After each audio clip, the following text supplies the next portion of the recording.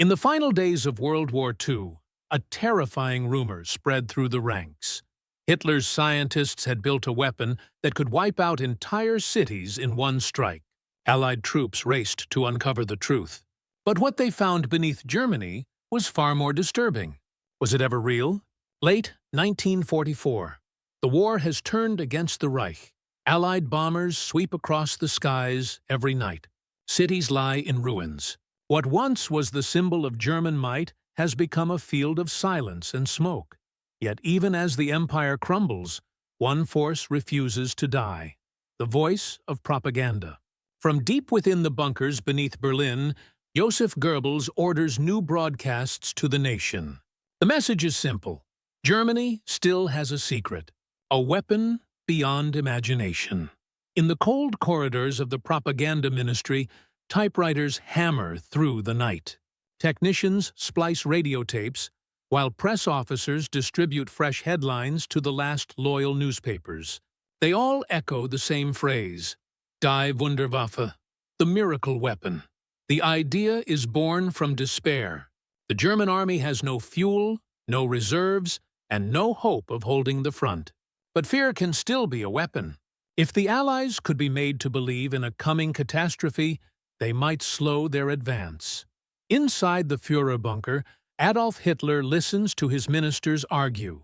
His face, pale and drawn, reveals the toll of endless defeats. When one of his scientific advisors mentions an unfinished nuclear experiment, something sparks behind his eyes. A single line is uttered: spread the word. Let them fear what they cannot see. By nightfall, the order moves through every level of the propaganda chain.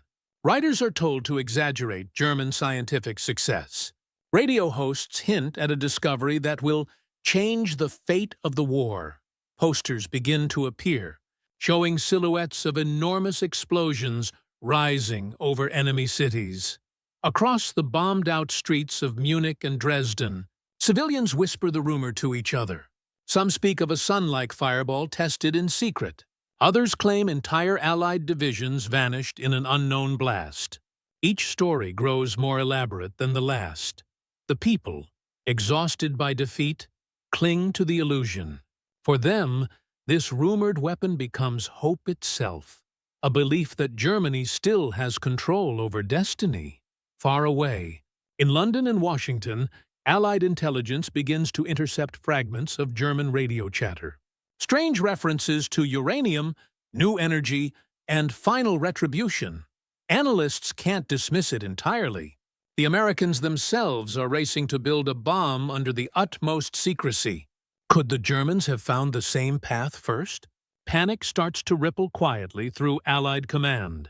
Reports from resistance networks mention underground laboratories in central Germany. Some claim that entire scientific teams have disappeared from public record. The deception begins to work. Every rumor fuels suspicion. Every intercepted phrase feeds uncertainty. In the heart of Berlin, Goebbels smiles as he studies the reports. The Allied reaction confirms that his campaign is taking root. He orders a second wave of broadcasts. The tone changes, no longer defensive but triumphant. The miracle weapon is now described as ready. Only its moment of use remains undisclosed. German soldiers on the front lines begin to repeat the story, too. Letters home speak of a coming storm that will turn the tide. Even those who no longer believe in victory find comfort in the thought that their suffering might soon end in one decisive strike. But within the walls of the propaganda ministry, few dare to admit the truth. There is no bomb, only fragments of abandoned projects and theoretical notes buried in half-destroyed institutes. The so-called breakthrough is nothing more than a rumor engineered from the ashes of science. Still, Goebbels knows the danger of illusion. Once a lie begins, it must be fed constantly or it dies. He instructs his staff to fabricate supporting evidence: false lab reports, coded telegrams, even photographs of mysterious machinery staged for Allied reconnaissance planes. By the end of 1944, the illusion has grown into a nationwide belief. Ordinary citizens speak of it in hushed awe.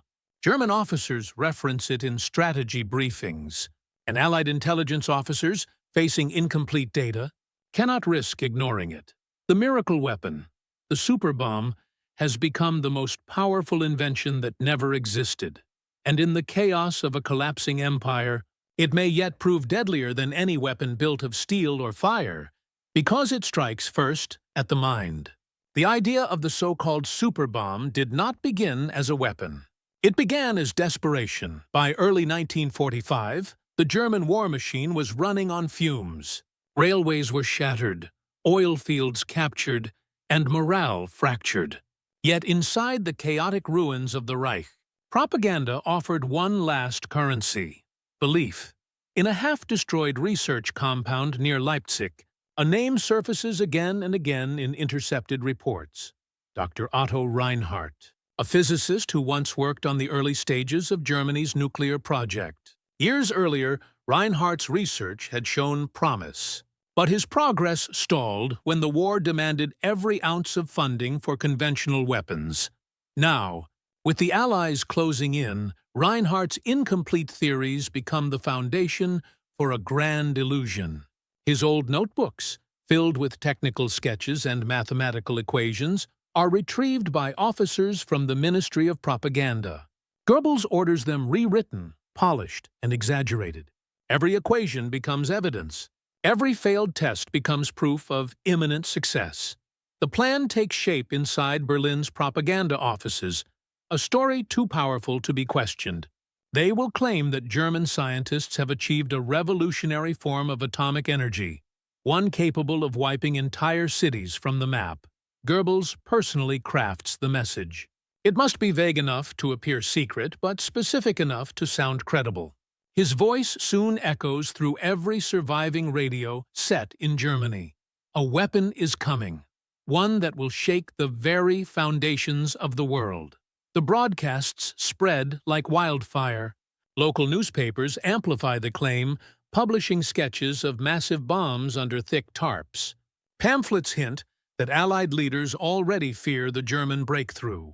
Even the titles of these reports, "The Power of the Sun in German Hands," are chosen to inspire awe and terror. Across the Atlantic, Allied intelligence analysts listen closely. The British at Bletchley Park begin decoding strange transmissions between scientific outposts. Phrases like critical mass and uranium core appear in the decrypts. Some experts dismiss them as exaggerations. Others grow concerned. At the American War Department, cautious whispers begin. What if Germany truly is building something catastrophic? Back in Berlin, Reinhardt himself becomes a prisoner of his own reputation. His scientific name lends the propaganda legitimacy, though he knows the truth. The German nuclear project is nowhere near completion. Yet, refusing to support the illusion is no longer an option. His survival depends on silence. Within weeks, Goebbels turns his attention outward. German agents operating across Europe are instructed to spread the same rumor in neutral countries. In Sweden and Switzerland, diplomats speak of a coming demonstration that will prove Germany's superiority. In Lisbon, Allied spies intercept a coded message claiming the weapon. Test will occur before the next moon. Panic quietly brews within. Allied command circles, American newspapers begin to speculate about Germany's new superweapon. Articles describe an unnamed energy source capable of creating devastation beyond anything the world has seen. None of it is confirmed, yet the uncertainty itself becomes the weapon. This is the true brilliance of Goebbels's plan. The lie doesn't need to be proven. It only needs to be believed long enough to create hesitation. For the Germans, it offers a final illusion of control. For the Allies, it triggers a wave of paranoia. Inside an underground bunker outside Munich, propaganda officers construct an entire set for a supposed scientific laboratory. Cameras film scientists in white coats performing mock experiments. The footage, carefully edited, is sent to news outlets loyal to the Reich. To civilians, it looks like proof. To Allied reconnaissance, it looks like danger. Meanwhile, intercepted German reports mention the phrase Project Thunderclap. No one knows whether it refers to an actual operation or another layer of deception. But the name itself is enough to spark fear among Allied planners. In London, American liaison officer Captain Alan Merrick is assigned to a joint intelligence team tasked with verifying the claims. Merrick, trained in counterintelligence, knows how easily fear can warp judgment. But even he cannot shake the unease of uncertainty. Every day brings new reports. Mysterious convoys heading to Thuringia, trains loaded with crates marked experimental, scientists vanishing from public record. It all seems to lead somewhere, and nowhere. Back in Germany, Hitler demands progress updates on the weapon. He believes the propaganda as much as his people do. Each time his generals fail to deliver concrete results, he insists the scientists are simply protecting their secret from spies. His refusal to accept defeat fuels the machine of illusion even more. By now, the propaganda has achieved a strange momentum of its own. Newspapers describe the bomb as real. Civilians draw diagrams of what they imagine it might look like. German soldiers carve the symbol of a blazing sun onto their helmets, believing it represents the power to come. The line between truth and fabrication has blurred completely. In February 1945, Radio Berlin announces that the weapon is ready for use at the Führer's command. The broadcast reaches Allied ears within hours. At first, they dismiss it as a morale tactic. But then, intercepted reports from Swedish observers claim to have seen strange flashes in the night sky over Thuringia. Suddenly, the unthinkable seems possible again. A single rumor has achieved what months of warfare could not. It has made the most powerful nations on Earth question reality itself. And deep beneath the collapsing Reich, the lie grows stronger with every word spoken in its name. As winter fades into 1945, the war nears its end. But for the Allies, a strange uncertainty spreads through every intelligence channel. Reports arrive daily from occupied Europe, describing something ominous moving through the heart of Germany. Underground facilities, guarded convoys, and trains carrying heavy crates toward the mountains of Thuringia. None of it adds up, yet none of it can be ignored. At first, Allied analysts treat it as ordinary misinformation.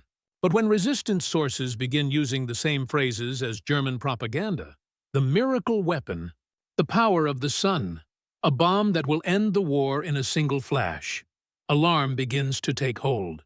In Washington, a briefing room falls silent as intelligence officers read the decoded reports. A few of them recognize the terminology. They've seen it before, in their own secret files from Los Alamos. The Germans, it seems, are describing the same scientific principles the Americans are racing to harness in their own atomic program. Could it be that the Reich has already succeeded? The thought is terrifying. The Allies have seen what Germany is capable of. The V-2 rockets that fell on London. The jet fighters that cut through bombers at incredible speed. If they could achieve those, who's to say a far greater weapon isn't next? Soon, the fear turns into cautious preparation. Allied air commanders quietly order reconnaissance flights over suspected research zones in central Germany. Cameras capture long tunnels, heavy doors, and railway spurs disappearing into wooded hills. Some images reveal smokestacks and strange metallic domes. To the intelligence analysts studying the photos, it looks like an industrial complex or a weapons lab buried beneath the earth. Inside Allied headquarters in Paris, a new special task group forms under the Office of Strategic Services. Among them is Captain Alan Merrick, the American officer already familiar with the German propaganda claims. His assignment is clear: verify or debunk the existence of the so-called Superbomb before the invasion forces reach Germany's core. Merrick's team begins its work by interviewing captured scientists and technicians. Each interrogation produces fragments of the same story: a secret weapon, immense power, and facilities hidden underground near Gotha and Ohrdruf. But when they press for proof, the witnesses hesitate. Some admit they never saw such a weapon. Others claim they heard it existed only through rumors spread by party officials. For Merrick, the confusion is maddening. Every clue leads to another question. Every rumor seems to confirm another. Somewhere between truth and deception, he can feel a pattern forming, something designed deliberately to mislead. Meanwhile, at Allied Supreme Command, paranoia spreads faster than the facts. Debates erupt over how to proceed. Some argue for caution, to delay final offensives until the threat is confirmed. Others insist the Germans are bluffing. The uncertainty itself becomes dangerous.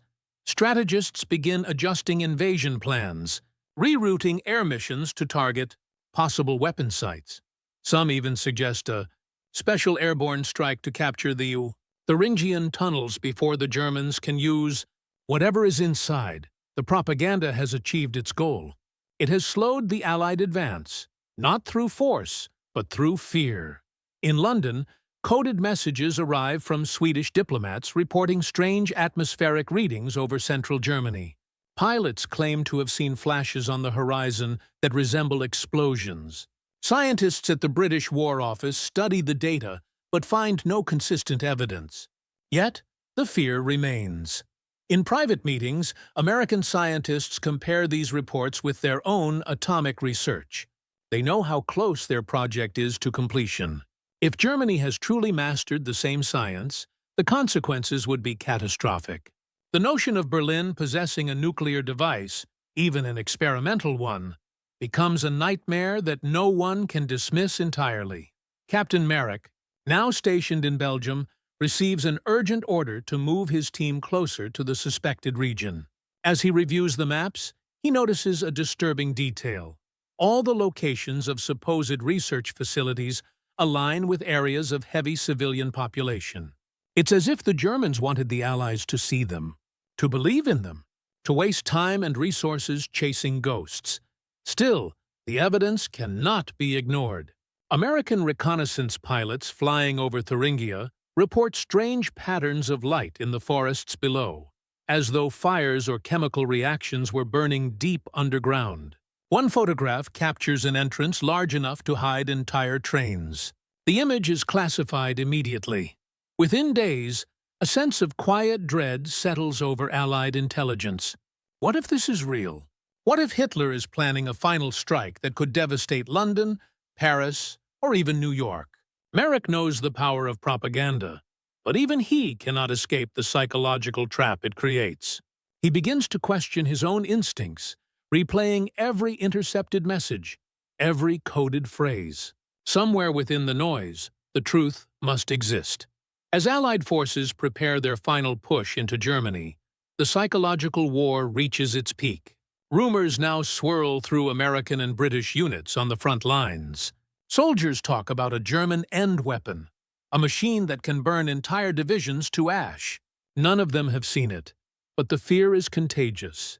And far beneath Berlin, Goebbels watches with satisfaction as the reports reach his desk. The Allies are reacting exactly as planned. The illusion has crossed enemy lines, shaping the thoughts of generals and soldiers alike. By the first weeks of March 1945, the entire Western Front moves under a shadow of doubt. Every unexpected explosion, every plume of smoke in the distance raises the same chilling question. Is this the Superbomb? The rumor has escaped control. What began as a calculated deception is now a living entity, feeding on fear and imagination on both sides of the war. Captain Merrick's orders are clear. Find the source, uncover the truth, and end the lie before it ends the war itself. And so, his team moves east toward the dark hills of Thuringia, toward a secret buried beneath miles of rock, and a mystery powerful enough to haunt the world long after the last shot is fired. March 1945. The Allies push deep into the heart of Germany. The end of the war feels close, yet uncertainty still hangs heavy over every decision. The rumor of Hitler's Superbomb has now grown into something more, a psychological threat shaping Allied strategy itself. For weeks, Allied reconnaissance aircraft have photographed strange industrial activity in Thuringia. A network of tunnels, underground railways, long ventilation shafts carved into the hills. Each image points to something hidden, something vast. Captain Alan Merrick leads a small intelligence team attached to the advancing American forces. His orders are simple on paper: investigate, secure, and report. But everyone knows what's really at stake. If Germany has built even a prototype of this rumored weapon, the cost of delay could be unimaginable. The team moves through towns that have fallen silent. Factories stand abandoned, machinery still humming faintly from the last bursts of electricity. Every mile forward uncovers more evidence of secret work. Trucks loaded with equipment, crates labeled with chemical markings, destroyed research papers scattered across floors. Locals whisper of a place near Ohrdruf, where scientists once worked day and night under the mountains. Some call it a testing site. Others describe strange flashes that lit up the night sky months earlier. The deeper Merrick's team investigates, the more everything points to that location. When the first American units reach Ohrdruf, they expect another empty village. What they find instead defies logic. The ground itself has been carved open. Wide tunnels stretch into the earth, lined with steel doors and complex ventilation systems. The air smells faintly metallic, as if something powerful once pulsed within those walls. The soldiers move cautiously through the tunnels. Some chambers contain scientific instruments, oscilloscopes, generators, radiation counters, but most are either damaged or stripped bare. Other rooms are filled with crates marked secret research, their contents removed or destroyed. Then, in one underground chamber, Merrick discovers something extraordinary: a set of blueprints covered in soot, pinned to the wall beside a half-melted drafting table. The title reads, Project Thunderclap. The diagrams show a long cylindrical device surrounded by stabilizing fins, with notations describing chain reactions and uranium implosion sequences. The words are scientific, but the intent is unmistakable. To anyone unfamiliar with atomic theory, it would look like the design of a bomb. Merrick orders the documents preserved and begins cataloging everything left behind. His men uncover fragments of machinery, reinforced casings, control panels, and broken glass vials that once contained heavy elements. But no complete weapon exists. There are no launch systems, no functioning prototypes. Only the ghost of an idea? Still, the psychological impact is immediate. Every fragment seems to confirm what the Allies feared. Even without proof of a working device, the illusion feels dangerously real. Over the next several days, the team continues to explore the site. They find evidence of staged experiments, mock test results written in identical handwriting, charts showing radiation spikes that make no scientific sense. It becomes clear that these papers were never meant for real scientists. They were meant for discovery, planted so that Allied intelligence would find them and believe. Merrick realizes they are standing inside a set built for deception. In one storage room, his team finds reels of film depicting German scientists in pristine lab coats conducting tests. But on closer inspection, the film itself appears staged. The scientists repeat the same motion again and again, pouring chemicals, adjusting controls, without ever producing a visible result. It is performance, not research. As more evidence piles up, the conclusion becomes undeniable. The entire site was designed to deceive enemy reconnaissance and intelligence networks. The Germans had built a theater of science, a propaganda weapon hidden underground. Outside, Allied engineers inspect the tunnel's construction. They confirm that most chambers were empty shells designed to appear advanced from the air. Some were even lined with reflective metal to distort aerial photographs. The illusion had been so convincing that high command in both London and Washington delayed critical operations for weeks. Merrick feels the weight of that discovery. Countless lives have already been lost, while both sides chased a weapon that never existed. Yet the deception itself was brilliant and terrifying. It proved that a lie, when structured carefully enough, could bend reality. Still, one question remains unanswered. Why would the Germans destroy everything before the Americans arrived if the facility was meant only for show? The answer comes in a small notebook found inside a locked drawer near the entrance. Written in neat handwriting, it contains notes from a senior propaganda officer. The entry reads, "The illusion must survive even after we fall. Let them search. Let them fear. The belief in our power is the power itself." For Merrick, the words strike deep. The Germans hadn't built a bomb at all. They had built an idea, a weapon made entirely of belief, meant to linger in the minds of their enemies long after the Reich itself crumbled. As the team leaves Ohrdruf, they transmit their findings to Allied command. The reports are met with disbelief at first, then quiet realization. Photographs, blueprints, and staged documents all confirm one truth. There was no miracle weapon, and yet the damage has already been done. For months, the illusion has dictated Allied strategy, consumed resources, and shaken morale. The Germans may have lost the physical war, but for a time they had managed to manipulate the psychological one. Standing at the entrance of the tunnel network, Captain Merrick looks out over the wreckage. The war is nearly over, but the discovery leaves him with an unease deeper than anything he's felt on the battlefield. He understands now that in modern war, truth can be engineered as carefully as machinery, and destroyed just as easily. The site at Ohrdruf is sealed for further investigation. The Allied command prepares to counter the propaganda that fueled it. But before they can erase the lie, they must first turn it against the enemy who created it. The next battle will not be fought with tanks or planes. It will be fought with words. The discovery at Ohrdruf changes everything. For months, the Germans had used illusion to control the battlefield. Now, it's the Allies' turn to wield that same weapon. As the documents and photographs from the underground complex reach Allied command, a new plan begins to take shape. Its purpose is not destruction, but psychological reversal. If Hitler's empire lives on deception, then it can be made to collapse under its own lies. Inside a temporary operations center in France, American and British officers gather to discuss a daring new initiative. They call it Operation Eclipse. The name reflects its intent: to blot out the Nazi narrative with one of their own. Instead of chasing the myth of the Superbomb, the Allies will amplify it, but this time with a twist.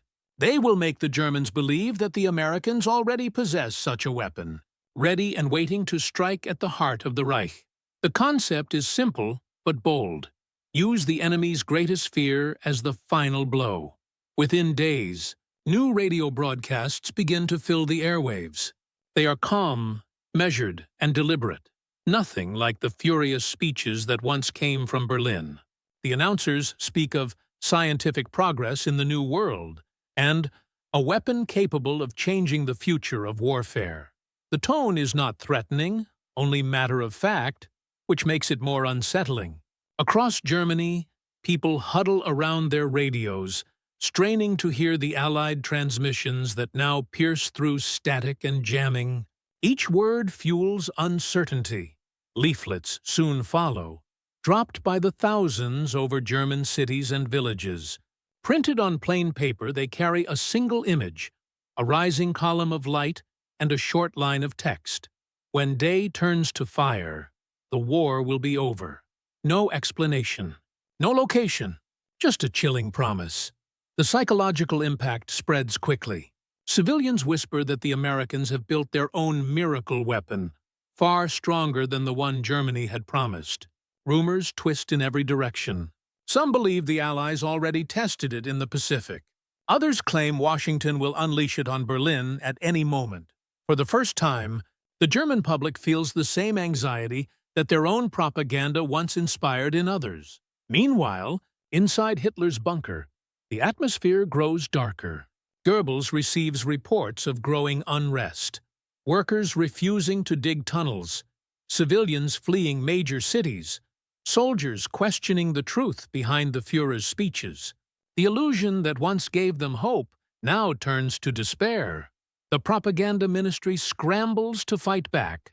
Goebbels orders new broadcasts insisting that Germany's Superbomb is complete and superior to anything the Allies could create. But the words sound hollow now.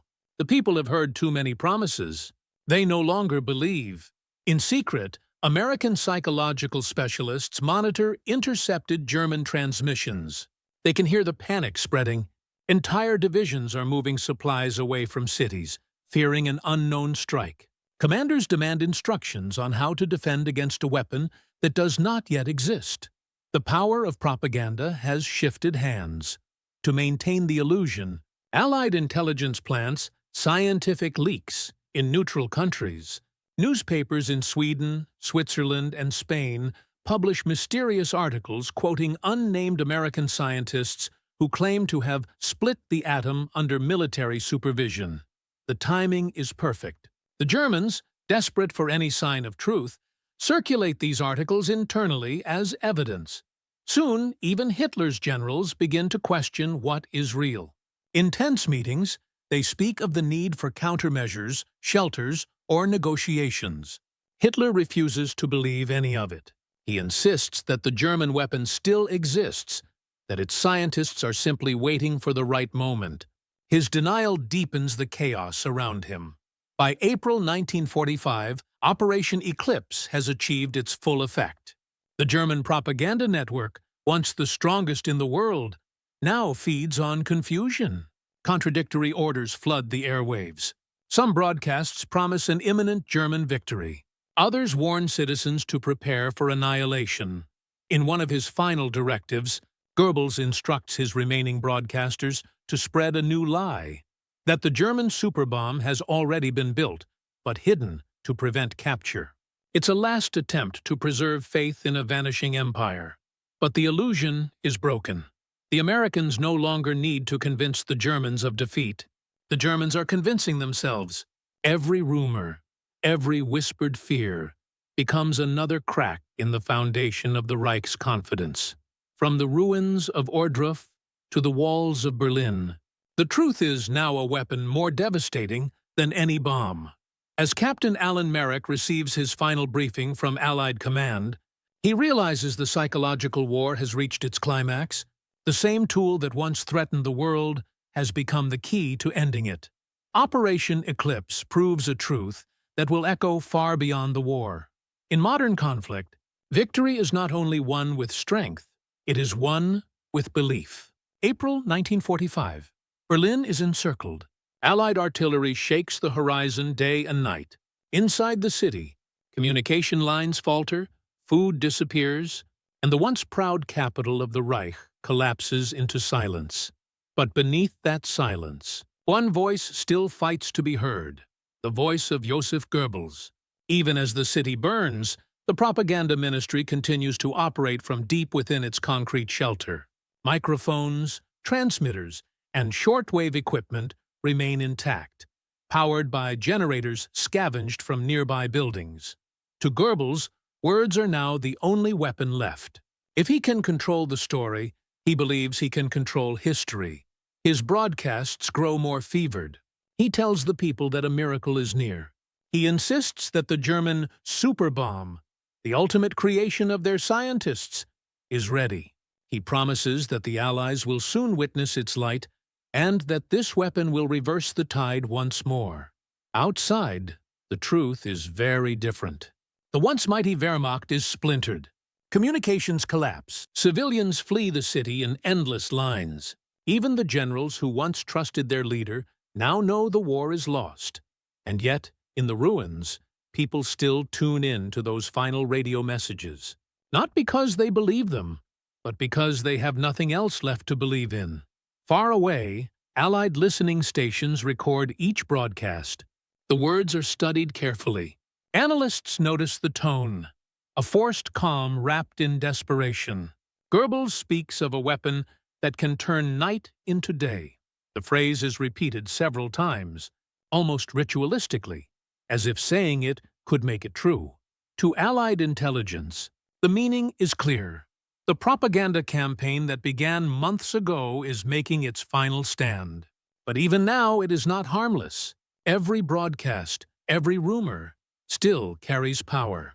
In Bavaria, as American troops advance, they intercept a strange radio signal transmitting the same message, that the German weapon still exists.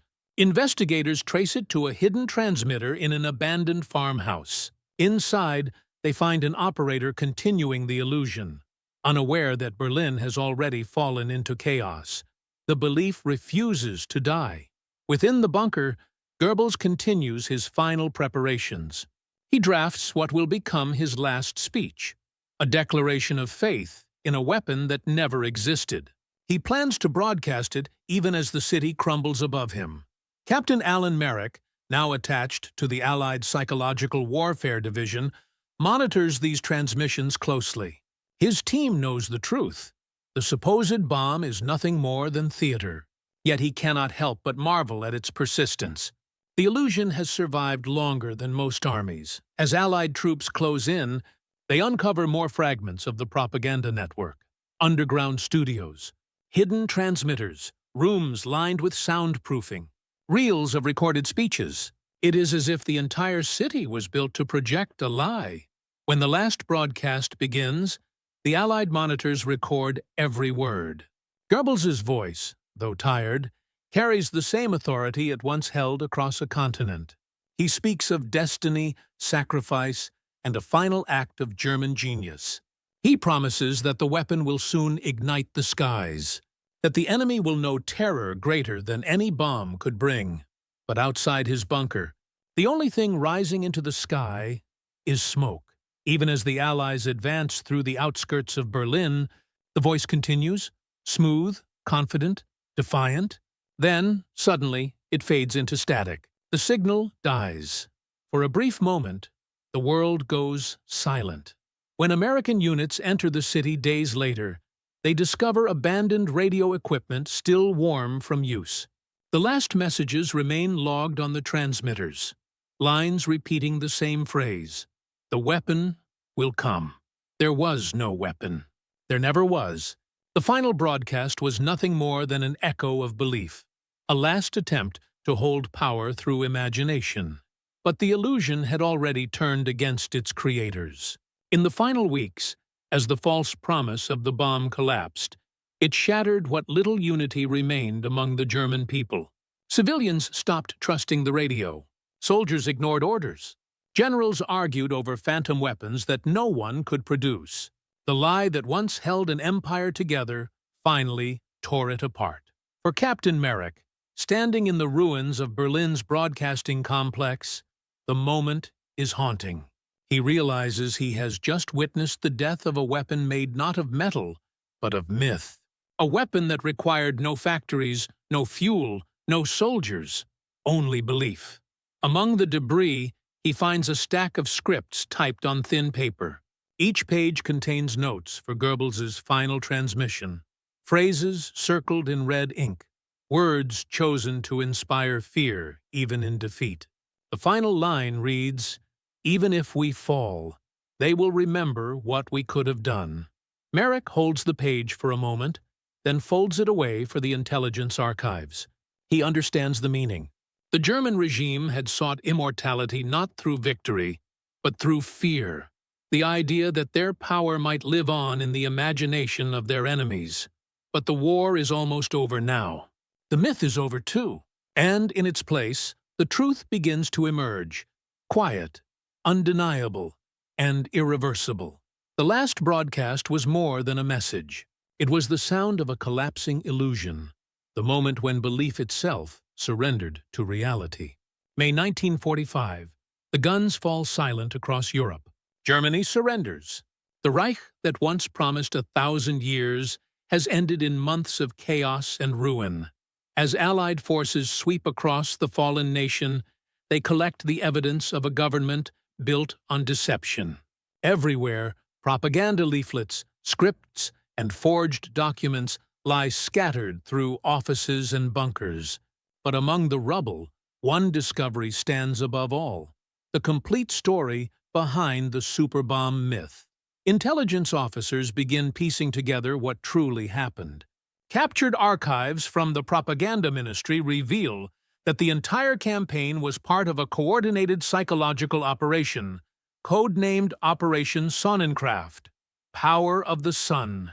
Its purpose was clear: to stall the Allied advance, restore faith among German civilians, and convince the world that Germany still held an unstoppable secret. The deception had been ordered directly from Hitler's headquarters, then executed through Goebbels's ministry, with fabricated reports from scientists, staged films, and planted rumors across Europe. What astonishes Allied investigators most is how far the illusion reached. For months, German agents in neutral countries had been instructed to leak small fragments of information, coded telegrams, partial blueprints, and false accounts of successful tests.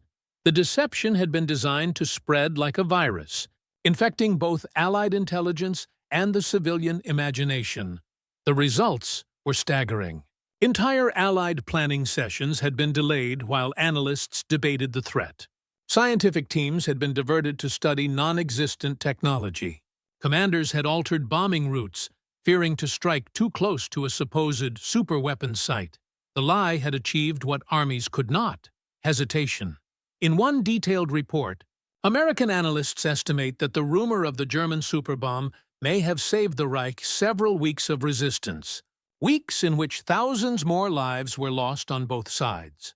The documents also show the scale of the German effort to keep the illusion alive even as defeat became certain. Propaganda officers were ordered to destroy evidence of failure while planting convincing fakes for Allied investigators to find. The Ohrdruf site, it turns out, was one of several decoy installations created solely for discovery. Historians later confirmed that the deception was not entirely baseless.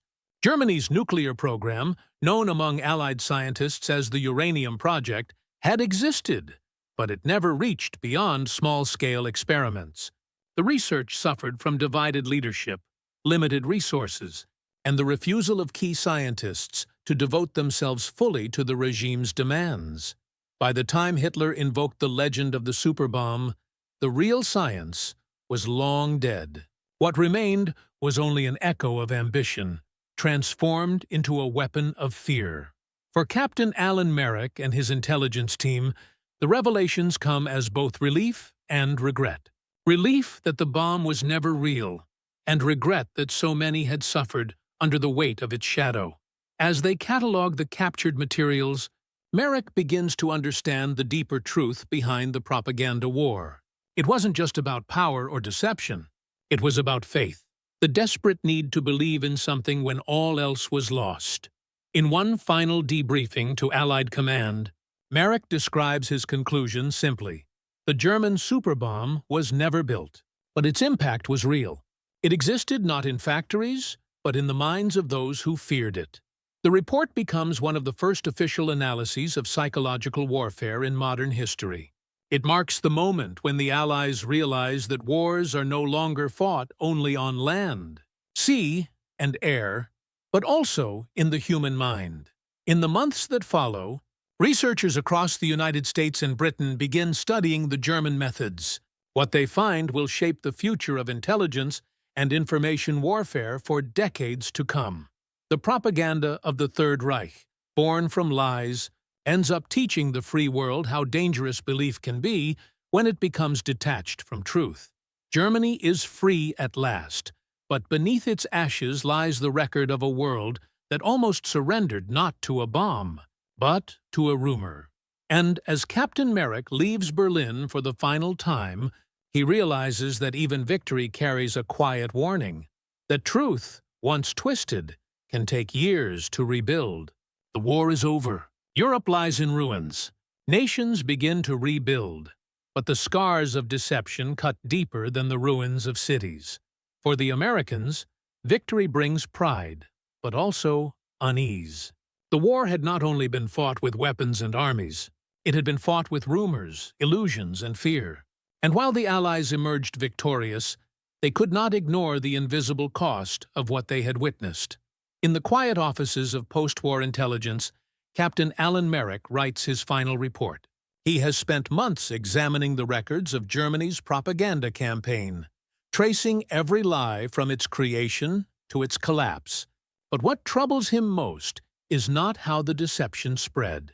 It's how easily it was believed. He understands now that propaganda is not sustained by the liar, but by the listener. Fear gives falsehood its power. Hope keeps it alive. Across Germany, the effects of that illusion still linger. Entire communities had built their faith around the myth of a miracle weapon. Families had waited for salvation that never came. Soldiers had fought, believing that a single explosion would erase defeat. When the truth was revealed, many simply refused to accept it.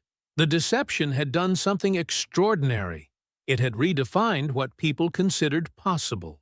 And even after the war, some continued to claim that the weapon existed, hidden somewhere, waiting for a future regime to rediscover it.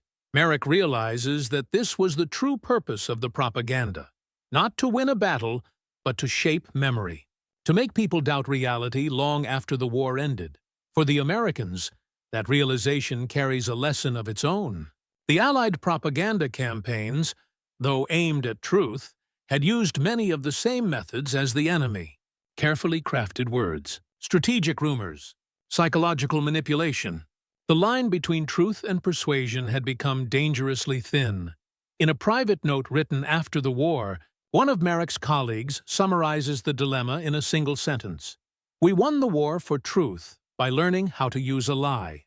It's a haunting thought, because even as the United States celebrates victory, it also recognizes that the age of simple warfare is over.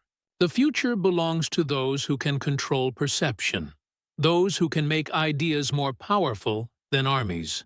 For Merrick, the end of the war feels less like triumph and more like awakening.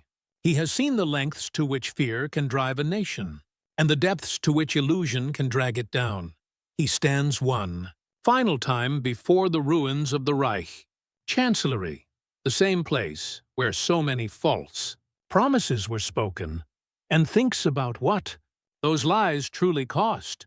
Germany lost its cities, its armies, its future, but it also lost something far greater, its ability to tell truth from myth.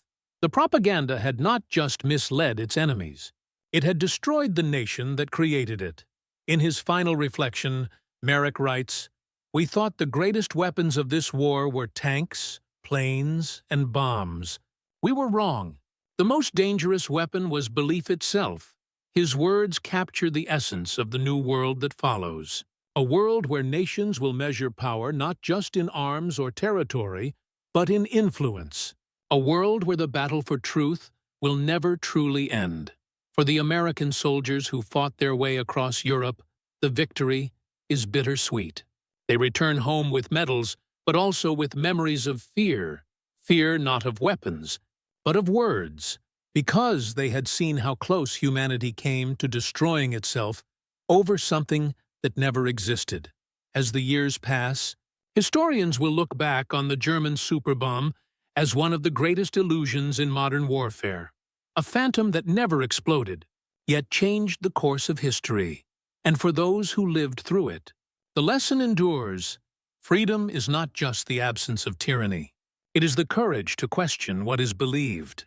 The Americans emerged as victors, but their triumph carried the weight of understanding. That truth, fragile and silent, must be defended as fiercely as any city on the map.